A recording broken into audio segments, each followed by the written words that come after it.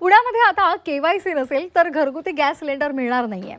पुणेकरांनो, ही बातमी अत्यंत महत्त्वाची आहे. 2 गॅस सिलेंडरमधलं अंतर सुद्धा वाढवलेलं आहे. 21 दिवसांवरून 30 दिवसांवर ते केलंय. अनेक ग्राहकांचे केवायसी प्रलंबित आहेत.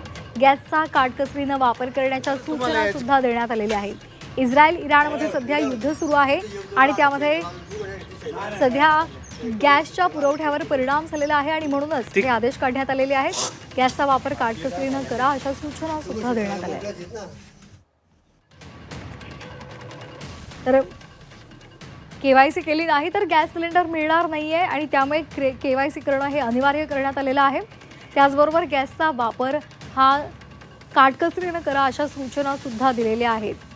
गॅस सिलेंडरमधलं जे अंतर होतं ते आता 21 दिवसांवरून 30 दिवसांवर करण्यात आलेलं आहे आणि त्यामुळे आता पुणेकरांनी आणि त्याचबरोबर संपूर्ण देशभरातील नागरिकांनीच गॅसचा वापर हा काटकसरीनं करा अशा सूचना देण्यात आलेल्या आहेत. तर सध्या पुण्यामधली ही महत्त्वाची बातमी. पुण्यामध्ये केवायसी नसेल तर आता गॅस सिलेंडर मिळणार नाहीये. याचा आढावा घेतला आमचे प्रतिनिधी हेमंत चापुडे यांनी. पाहूयात. सध्या वितरणाच्या ठिकाणी आलेले या ठिकाणी जर आपण पाहिलं तर हे HP कंपनीचं हे गोडाऊन आहे आणि या ठिकाणावरनं सर्वसामान्यांच्या घरापर्यंत गॅस पोहोचवला जातो.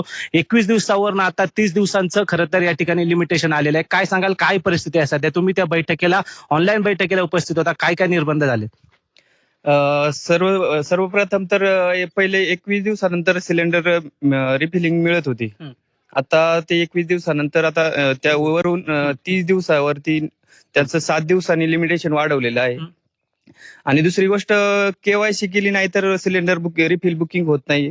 हा एक निर्बंध त्याच्यावरचा मोठा आहे. काय सांगाल, तुम्ही ग्राहक म्हणून या ठिकाणी टाकी नेण्यासाठी आलेला आहे, दरवाढ झालेली आहे, कसं पाहता? निश्चितच दरवाढ ही अपेक्षित नव्हती, परंतु युद्धाचा परिणाम कुठेतरी आमच्या सर्वसामान्य कुटुंबांना बसताना दिसत आहे. प्रत्येक गोष्ट जर महाग होत चालली तर महिन्याचं गणित जुळवायचं कसं? अचानक झालेल्या दरवाढीमुळे खरं तर सगळ्यांनाच याचा फटका बसलेला आहे. म्हणजे अगदी सर्वसामान्यांपासून अगदी मीडियम क्लास लोकांनाही याचा फटका आहे. त्यामुळे यापुढच्या काळात या युद्धाचा काय परिणाम होतो हे सुद्धा पाहणं महत्वाचं असणार आहे. हेमंत चापुडे, झी मीडिया, शिरूर, पुणे.